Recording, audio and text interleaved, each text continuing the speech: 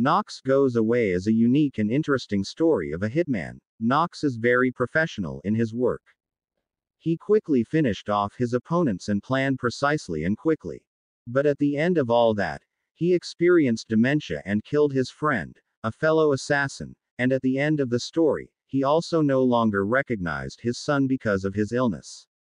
Michael Keaton is brilliant and a solid talent and director, proving himself as adept at the seriousness of action as he is of vintage comedy. John Knox works a day-to-day job as a contract killer employed by Xavier Crane, a crime boss. He is estranged from his wife and son and dates a Eastern European immigrant named Annie, who shares his love for books. Knox is later diagnosed with a fast-moving form of dementia called Creutzfeldt-Jakob disease. He quickly makes arrangements to cash out and retire from the business. Before that, he undertakes one last job with his partner, Thomas Muncie. Really? During the job, after successfully killing his target, Knox accidentally kills Muncie in his dementia-fueled confusion. He quickly stages the scene and leaves.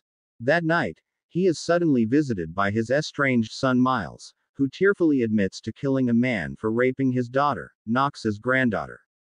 Knox instructs his son to remain quiet to the authorities as he later arrives at the crime scene and meticulously removes evidence that may incriminate Miles, while mysteriously storing them away for later use.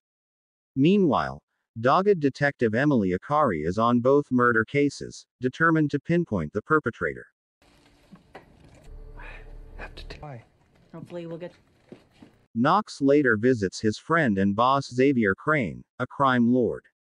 Together, they cook up a plan to set Knox's family up for life while leaving the business behind, all while Knox battles his fading mental state.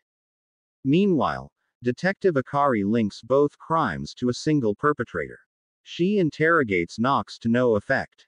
Using the evidence he had previously stored away, he planted them around his son Miles' home, seemingly betraying him. Miles is arrested for the murder of his daughter's rapist, and is confronted by Knox in prison, where he accuses Miles of ratting him out in a tax evasion case several years prior. Okay, I don't know what game this is. I'm working on. Just gonna be right with you.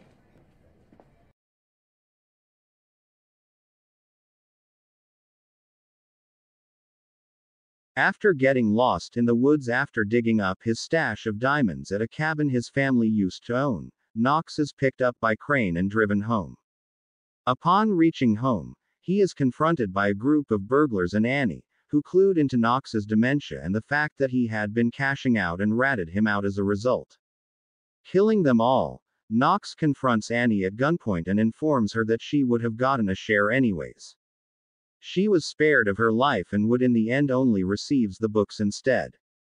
Despondent, Knox calls Xavier, who wishes him fortune before informing the police as part of their plan, whereupon he is arrested by Detective Akari. The police later discover signs that the evidence found at Miles Knox's house may have been tampered with, and planted there by Knox, leading to the conclusion that Knox may have framed his own son for the murder. When asked by Akari on a possible motive, Miles, recalling his father's accusation to him in prison, responds accordingly, shifting the blame fully over to Knox. He is then released. Tell me. I'm up and I'd kill him again. Several weeks later, Miles visits his father in prison.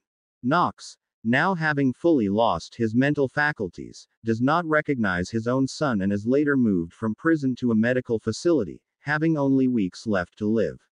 Miles and his mother have now received equal share of Knox's fortune, ensuring the completion of his retirement plan.